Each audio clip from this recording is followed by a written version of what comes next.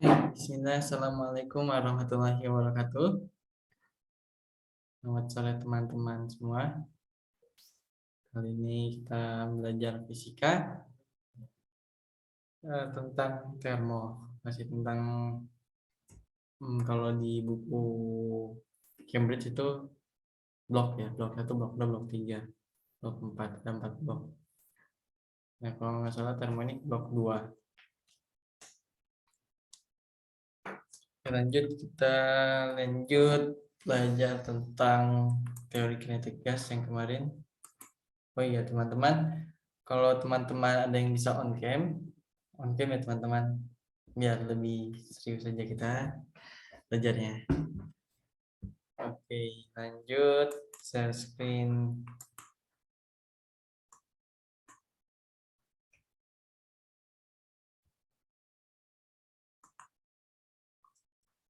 Oke, teori kinetik gas. Kemarin kita sudah sampai ke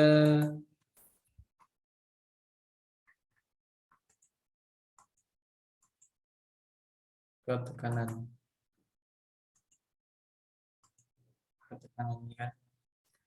Tekanan gas. Lanjut, nanti kita akan belajar energi kinetik rata-rata dari molekul gas, terus kelajuan efektif gas. Terus nanti ada hubungan dari kelajuan efektif gas dengan suhu mutlaknya. Nanti ada perbandingan kelajuan efektif bagi gas sampai nanti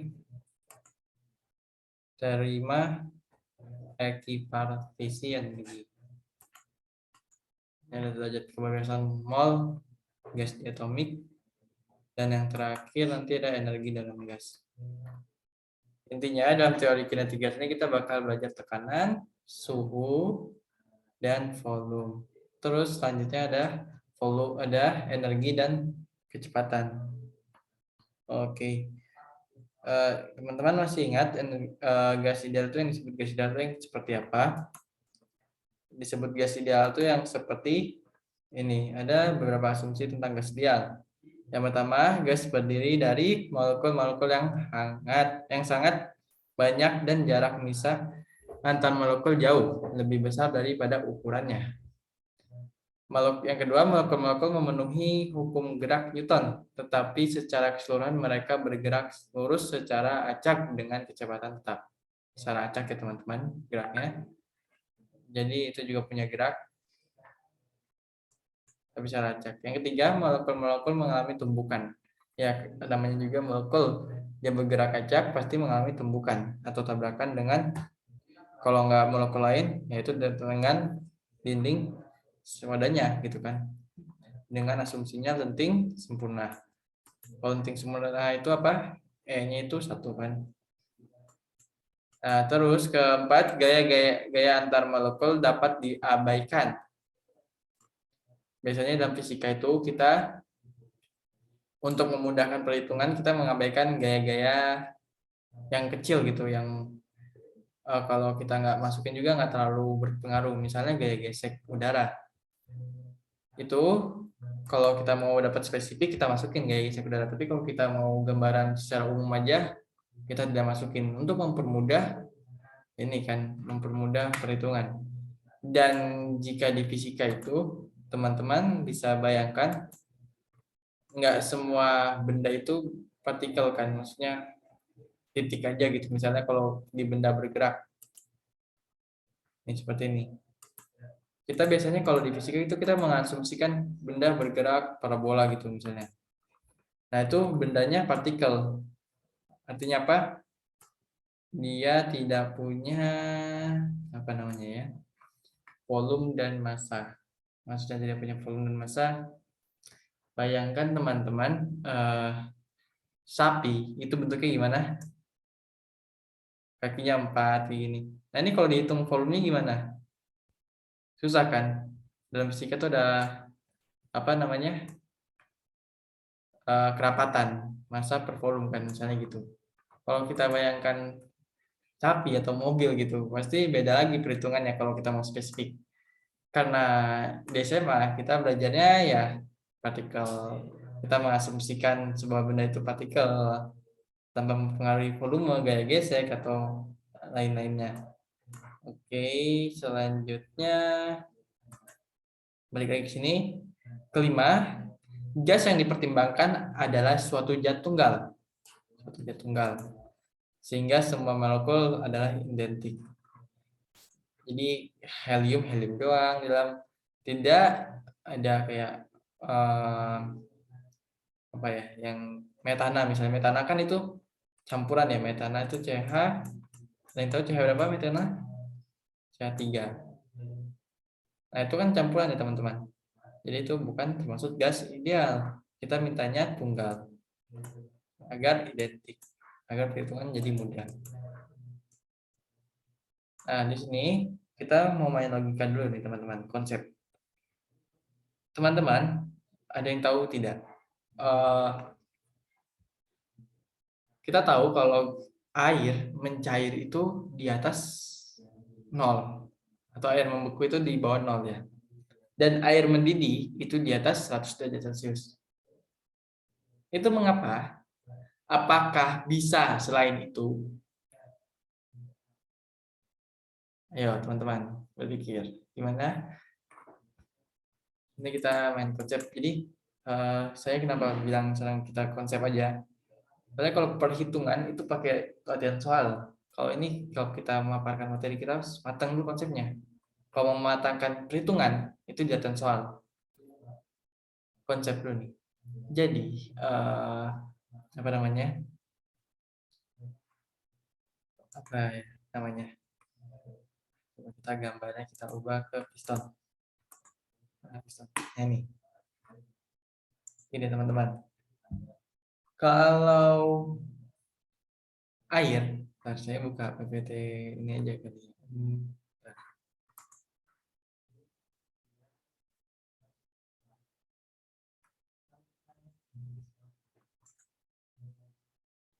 Ada nggak ya?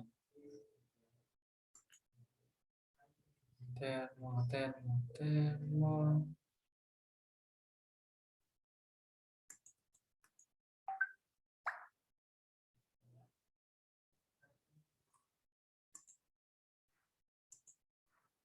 Oke, ntar teman.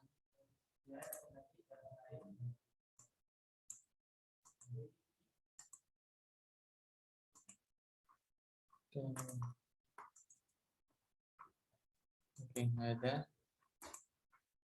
Ini teman-teman konsepnya.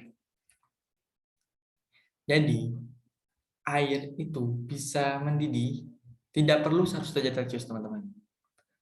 Jadi apa yang kita ubah selain air? Apa selain suhunya? Kita bisa mengubah tekanannya. Teman-teman menguap ya berarti bukan mendidih. Teman-teman tahu arti menguap itu gimana? Dari cair berubah menjadi gas. Kan gitu kan ya teman-teman. Kalau membeku gimana? Dari cair menjadi padat. Kita bisa membekukan air ini tapi tanpa perlu suhu yang kecil. Nggak perlu suhu di bawah 0 derajat Celcius. Bagaimana caranya teman-teman? Ini, piston ini kita pampatkan terus, kita tekan terus ke bawah sampai segini. Bayangkan teman-teman. Ini kita mau mengubah gas jadi cair ya. Bayangkan. Ini gas ini kan molekulnya renggang sekali teman-teman.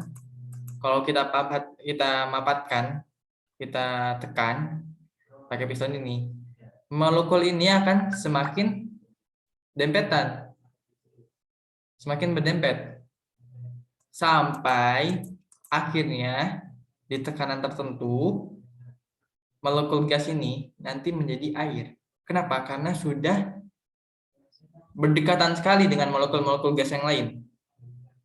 Teman-teman tahu apa perbedaan padat, cair, dengan gas? Perbedaannya itu kerapatan molekulnya saja. Jadi kalau gas itu sangat renggang, cair itu dia tetap menempel molekulnya, tapi dia bisa mengalir seperti itu. Padat, sangat rapat gitu kan perbedaannya. Nah, jadi apa? Kesimpulannya apa yang kita dapat? Kita tidak beku atau apa namanya itu?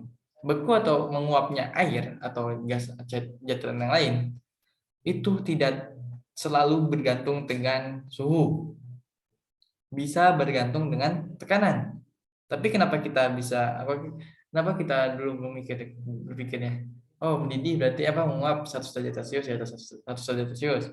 Oh membeku di bawah 0 derajat Celcius. Karena bumi rata-rata tekanannya berapa teman-teman?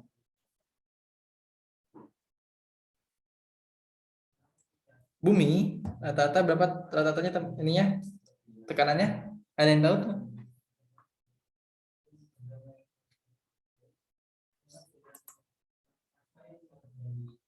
7776 mmHg. Ini ya nih kalau dia pakai raksa. Bentar nih 77 mmHg ini apakah tekanan? Tekanan itu biasanya Pascal atau ATM. Oh iya benar tekanan. Ya ini dalam bentuk milimeter air raksa. Jadi dulu itu bukan dulu ya, sekarang juga masih pakai termometer air raksa. Jadi kita bisa melihat suhu panas atau dingin dari tekanan.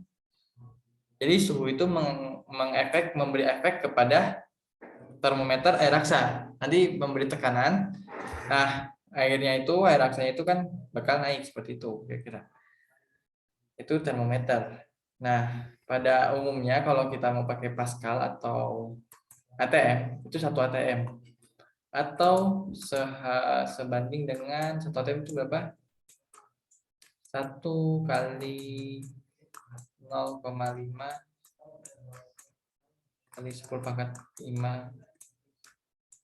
Pascal. Ini tekanan di mana teman-teman? Kan bumi tidak rata ya teman-teman. Ada gunung, ada permukaan laut.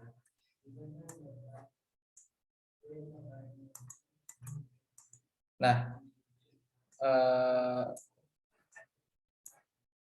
apa ya? Ini tekanan di mana? Di bawah, di atas permukaan laut. Jadi kenapa pakai tekanan 1 atm itu di atas permukaan laut? Kenapa ya teman-teman? Ya, ini Teguh. Kenapa? Muhammad Seri Bahraisi Muhammad aja lah, kita panggilnya ya. Muhammad Abdul Ghafur. Ya, kenapa? Kenapa 1 ATM itu kita patokan ke permukaan laut? Ayo, Akso. Ayo, kenapa Abdul Ghafur? Mungkin karena ya Apa? kalau kalau logika aja mungkin karena ya manusia itu ya tempat kita hidup itu di atas permukaan laut gitu. Jadi kita menghitung dari apa yang kita pijak. Ya, betul. Jadi yang apa namanya? Jadi kan bumi kan tidak datar.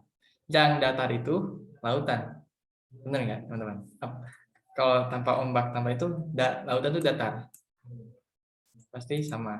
Atau ketinggian di jarak sini misalnya ketinggian di mana ya? Di lautnya Aceh sama di lautnya Merauke itu sama ketinggiannya. Permukaan laut. Ya kan secara logika gitu kan, air kan fluida, dia pasti mengikuti ininya. Ini nge-lag teman-teman. Ini nge-lag nggak bisa.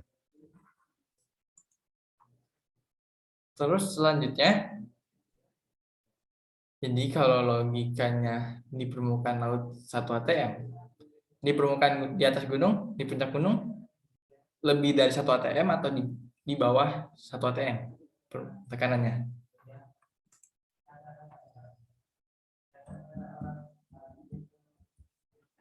Tekanannya semakin rendah ya Kak, semakin tinggi tempatnya. Wah, lebih dari atau kurang dari?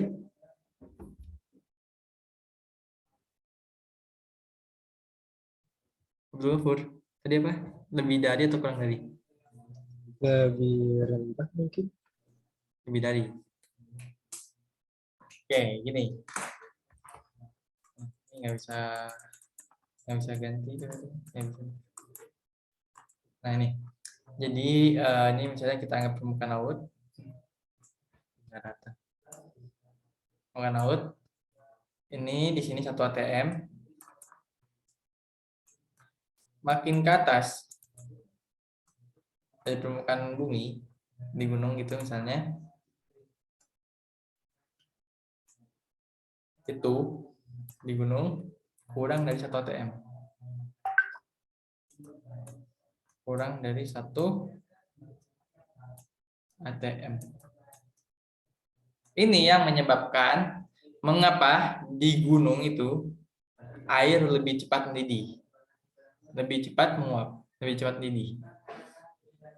Terus, dan kenapa di gunung itu kalau kita manasin air lamaan lebih lama, apa maksudnya diperlama dikit dibanding di dataran rendah.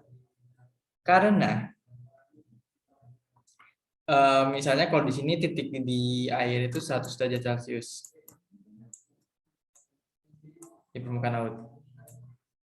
Misalnya di atas gunung itu 95 derajat, 90 derajat Celcius itu. Gunungnya tinggi, lumayan tinggi. 90 derajat Celcius. Kalau kita sudah menyentuh 90 derajat Celcius, sudah menguapkan, sudah mendidihkan airnya. Tetapi belum panas. Paham nggak? Belum sepanas ini. Akhirnya ketika airnya sudah bunyi misalnya tekonya nih gitu, tetap dinyalain apinya lebih lama dibanding di dataran rendah. Nah, itu bedanya. Jadi tekanan semakin tinggi, semakin rendah tekanannya. Kenapa? Logikanya gini teman-teman. Partikel udara itu punya massa tidak teman-teman? Partikel oksigen misalnya, kita anggap semuanya oksigen. Partikel gas lah ya. Partikel gas ini punya massa tidak teman-teman? Punya kan? Punya massa kan? Semua atom punya massa, atom aja punya massa, elektron. Itu punya massa. Nah, massa, ingat teman-teman kalau ada massa ada apa? Gaya berat. Kalau ada gaya berat, artinya apa? Partikel ini turun ke bawah. Secara logika, yang di bawah, yang dekat laut ini, partikelnya lebih banyak. Partikel gasnya dibanding yang di atas. Ayo, benar nggak logikanya? Karena partikel itu punya berat, punya massa, maksudnya massa benda, jadi partikel itu akan jatuh ke bawah. Dan yang di bawah ini lebih padat, lebih banyak partikel gasnya dibanding di atas, di dekat gunung. Lebih renggang. Akannya, di dataran rendah atau di dekat pantai, dekat laut, itu oksigennya banyak, misalnya gasnya banyak, tapi tekanannya tinggi. Jadi, kalau tekanan tinggi, biasanya apa? Lebih ini ya, lebih apa namanya? Oh iya, bukan gitu.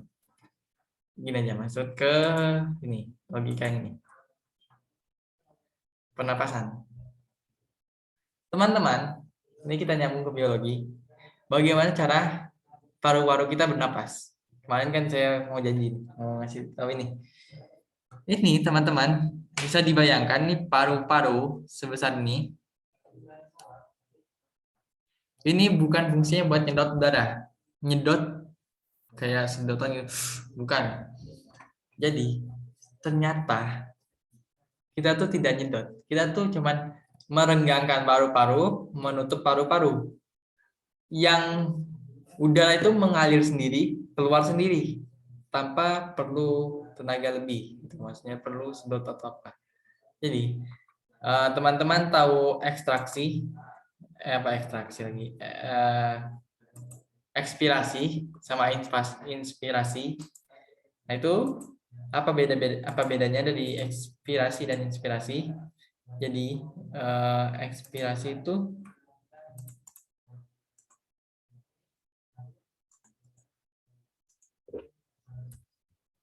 ekspirasi dari kata X. Artinya apa? Pengeluaran udara.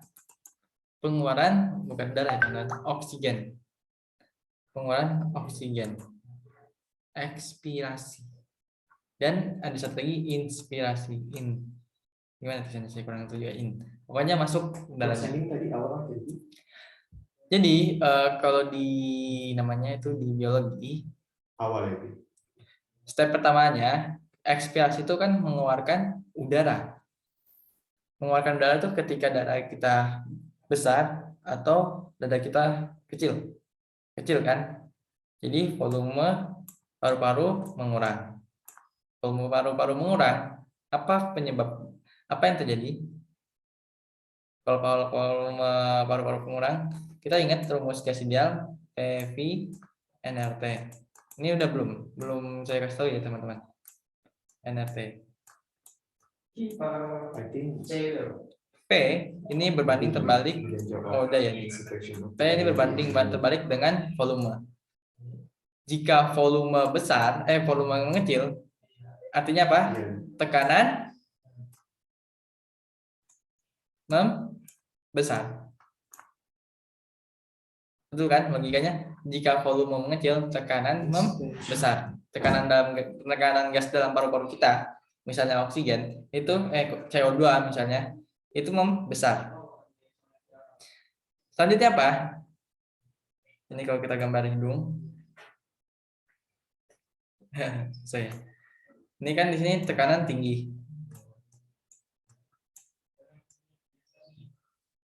Apa ini? Pokoknya ini aja. Ini sistem. Ini hidungnya misalnya. Ini tempat keluar masuk oksigen. Ini tekanan tinggi di sini. Bisa dipahami ya teman-teman? Tekanan ini lebih tinggi daripada tekanan di sekitarnya. Misalnya di pantai 1 atm gitu kan. Ini tekanannya lebih tinggi daripada tekanan di sekitarnya. Lingkungannya gitu. Artinya apa penyebabnya? Tekanan itu mengalir dari tekanan yang tinggi ke tekanan yang rendah. Oh, bukan tekanan tadi. Partikel apa ya? Gas udara atau apa gitulah mengalir dari tekanan tinggi ke tekanan rendah. Alhasil apa? Oksigen pun keluar.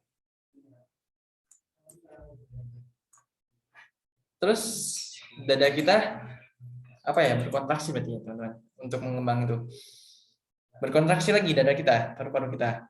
Nah itu volume akan menjadi besar. Benar kan? Kalau dada kita itu mengambil nafas, volume menjadi besar. Apa penyebabnya dari volume besar ini? Tekanan udara di paru-paru kita mengecil. Paham kan ya teman-teman? Selanjutnya, ini sistem, kita gambar sistem. Jadi teman-teman juga harus tahu sistem apa, lingkungan itu apa. Ini sistem itu paru-paru kita misalnya, tekanannya rendah daripada lingkungan yang tekanannya tinggi. Nah, alhasil apa? Oksigen pun masuk. Itu hubungannya dengan biologi. Terus coba saya tanya, jika di gunung, teman-teman pernah di daerah gunungan tinggi itu, nggak usah sampai Everest, ya gunung Merapi itu, Bromo misalnya, itu kalau teman-teman udah tinggi gitu dari puncaknya gitu, itu teman-teman akan mengalami kesulitan napas, akan lebih susah bernapas. Ayo, kenapa teman-teman? Menurut teman-teman kenapa? Kenapa di gunung lebih susah bernapas?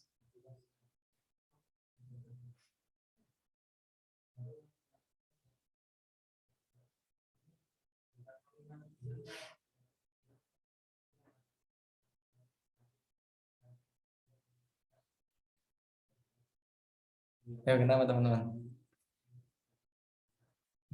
Apa nih kalau ini? Karena tekanan udara yang terlalu rendah. Ya, tekanan lingkungan udara rendah. Teman-teman bayangkan di step mana ya? Ini, di step nih, inspirasi. Teman-teman bisa bayangkan di sini tekanan lingkungannya tidak besar banget gitu. Tekanan udaranya di sini lingkungan, ini sistem. Ini padahal kita sudah mengecilkan tekanan udara di paru-paru kita. Ini hidungnya misalnya. Jelek banget. Nggak apa deh. Yang penting teman-teman udah kebayangkan, nggak usah pakai hidung dia. Tekanan di paru-paru kita udah kecil padahal. Tetapi tekanan udara di lingkungan itu tidak sebesar di permukaan pantai, di laut, di permukaan dataran rendah. Jakarta, Bogor, Bogor mana dataran tinggi. Jakarta, Bekasi misalnya gitu kan. Itu misalnya kita orang Jakarta, kita ke pegunungan akan lebih ngerasa berbeda kan. Biasanya kita napas enak-enak aja gitu kan. Tiba-tiba di sana kok dapatnya udaranya dikit gitu kan. Karena itu perbedaan, karena tekanan di gunung lebih rendah daripada tekanan PG gitu misalnya gunung di dataran rendah pantai misalnya kayak gitu ya. Itu ya teman-teman. Oke. Padahal kan di gunung sejuk ya, tapi kok agak susah napas. Apalagi di Everest. Teman-teman kalau lihat film-film orang muncak Everest tuh sampai ketinggian berapa udah bawa oksigen sendiri seperti itu kan. Kadang ada yang meninggal sampai di atas tuh meninggal, mayatnya dibiarin aja. Kalau nggak pakai helikopter ya susah nanti ngangkutnya kan. Oke. Terus tekanan. Dan mengapa juga di gunung puncaknya itu ada es? Itu juga berpengaruh teman-teman. Tadi kita tahu tekanan di gunung rendah ya teman-teman. Kita tahu tekanan di gunung itu rendah, mengakibatkan titik tidih dan titik bekunya rendah.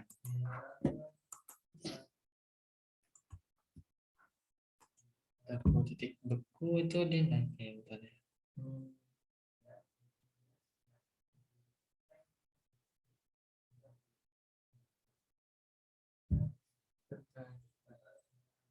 Itu coba nih teman-teman coba searching itu bagaimana kenapa di puncak gunung itu ada esnya.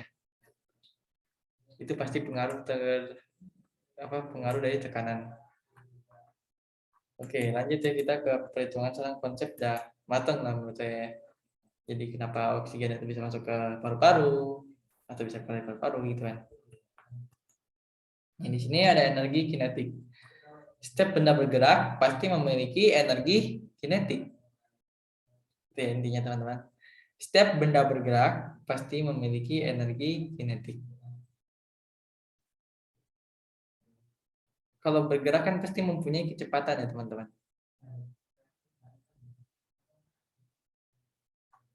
Setiap benda bergerak pasti memiliki energi kinetik. Terus, nah ini. Kita tahu rumus tekanan ini P sama dengan kan PV NKT ya. Nah, V-nya ini pindah ruas ke sini, ke kanan, pindah ruas, jadi pembagi. Jadi N per volume dikali konstanta, apa koefisien apa ini namanya? Dikali suhu mutlak. Oke. Nah, tekanan sama dengan di sini. Nah, di sini teman-teman, kenapa jadi 2/3? 2/3 1/. Ini kenapa teman-teman? Ada yang ingat? Nih, di sini. Ya, tekanan 1/3 ini kan. Iya. Ini tekanan kan? Kelihatan nggak teman-teman? Nggak kelihatan nih. Ini 1/3 M0 V kuadrat rata-rata. N per volume. Nah, ini bisa dilihat teman-teman bahwa 1/2M ini itu sama dengan tekanan. Nah, 2/3 ini dari mana? 2/3 ini di mana? Iya.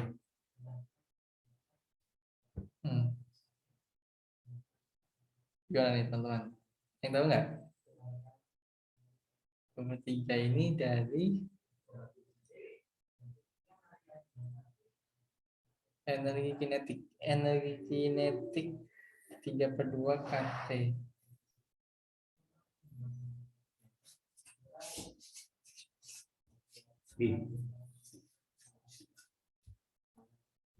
Kenapa ini ya? Bisa gitu ya. Ini P. Tadi rumus P. Tentang pusingnya. Teman-teman yang tahu? Suhu gas hanya berhubungan dengan gerak molekul. Ini dari mana coba? Penurunan rumus 3/2 kT. kT.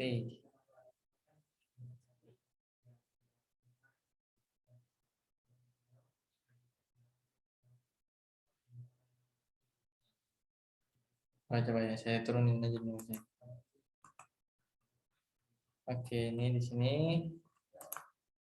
kita turunin bareng-bareng aja teman-teman ya.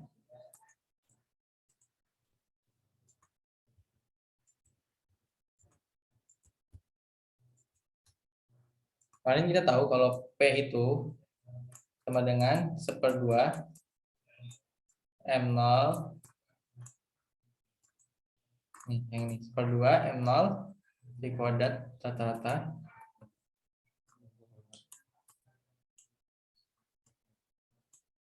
N per volume.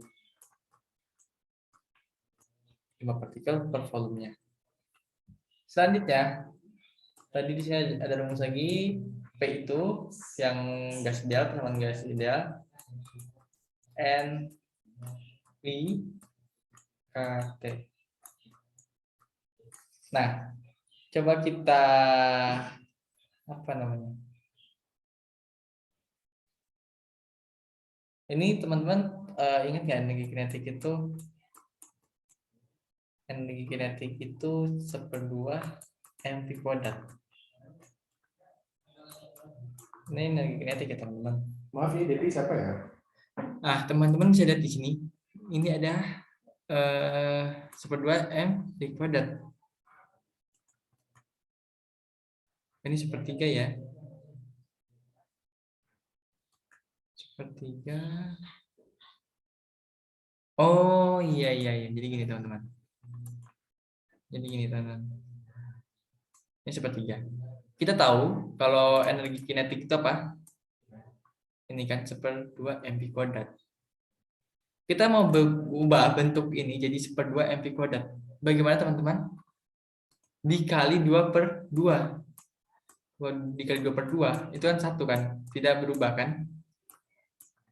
Nah, jadi nanti ini prosesnya ini jadi gini teman-teman. Ini 2/3. Ini 1/2.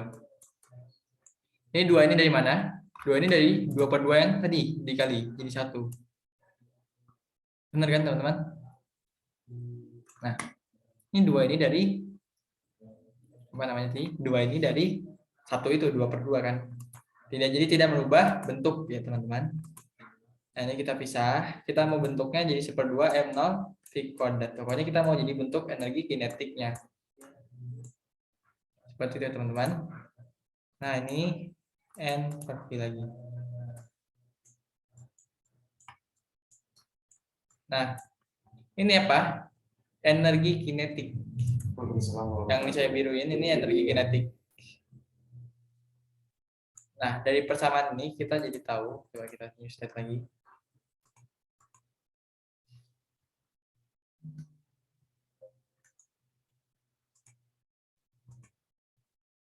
Kita jadi tahu kalau namanya tadi kan nih persamaan yang pertama nih Saya masukin jadi seperti ini. 2/3 energi kinetik N per volume. Ini nanti persamaannya jadi ini terakhir, ini persamaan kedua. Misalnya persamaan kedua, ini persamaan ke-1. Ini sama-sama tekanan ya teman-teman, P. Nanti saya sejajarkan seperti ini jadinya. Persamaan ke-1 kan tadi N per volume KT.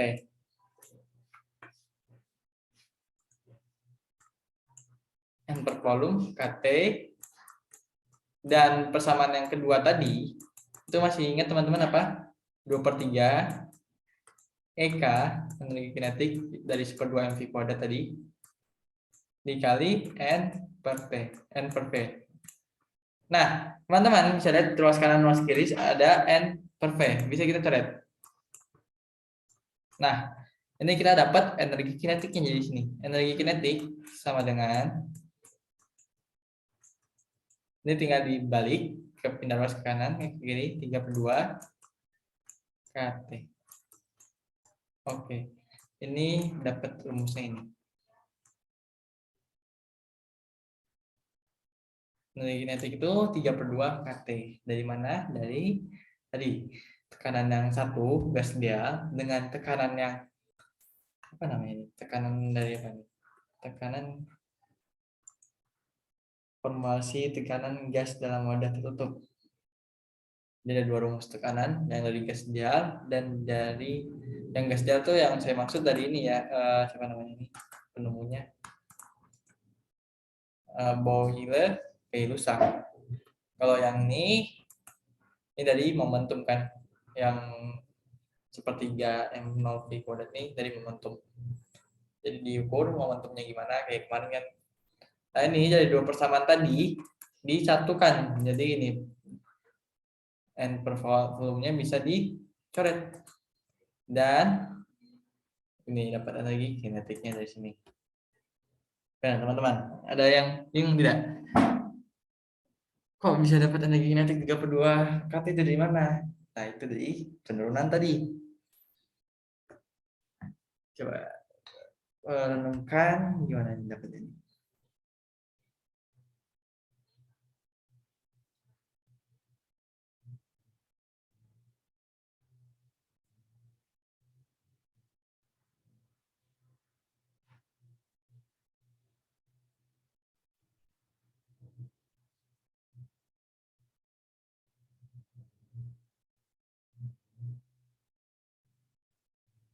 Nah itu teman.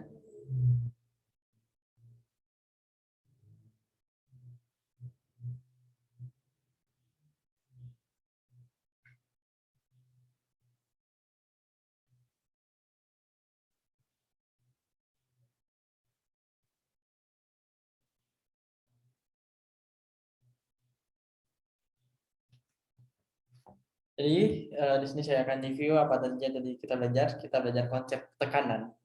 Jadi air itu bisa mendidih tanpa perlu suhu di atas 100 derajat Celcius.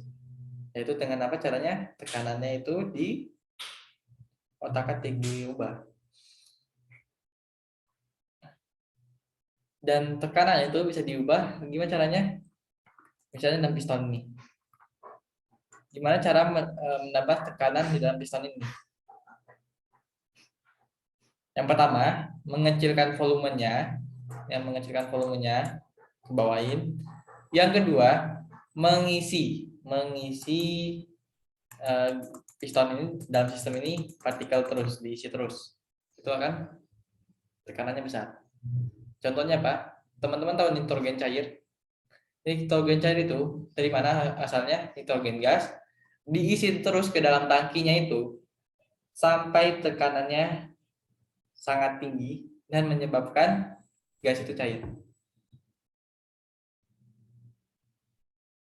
Jika tekanan tinggi, titik gas, titik leleh, titik di gas jadi tinggi kan? Gini logikanya. Kalau tekanan tinggi, suhu titik didihnya itu semakin tinggi. yang awalnya 100 derajat Celcius air itu menjadi 150, 120 bisa kan? Tergantung tekanannya ditinggiin seperti apa, dibesarkan seperti apa kan. Nah, kalau titik tinggi, apa yang terjadi? Yang gas semula itu dari misalnya ini di suhu 150 derajat Celcius gitu ya. Semula gas, karena tekanannya tinggi banget, titik didihnya itu jadi lebih dari 150 derajat. Maka yang terjadi, yang tadinya gas jadi cair gitu kan. Seperti itu kira-kira logikanya. Selanjutnya tadi kita udah bahas tentang paru-paru ini gimana cara memasukkan udara ke dalam paru-paru kan. Yang ketiga, kita udah belajar tentang energi kinetik rata-rata molekul gas. Ini dari grafiknya, semakin tinggi suhu, semakin besar energi kinetiknya. Gitu ya teman-teman. Intinya apa? Ini ternyata energi kinetik itu berbanding lurus dengan suhu gitu aja. Oke. Udah 456 teman-teman. Bagus ya, 456.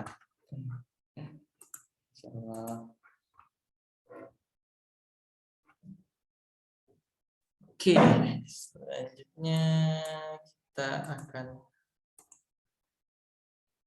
tutup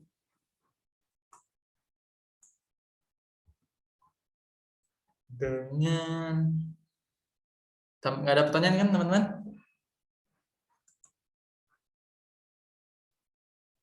Oke, saya tutup ya teman-teman.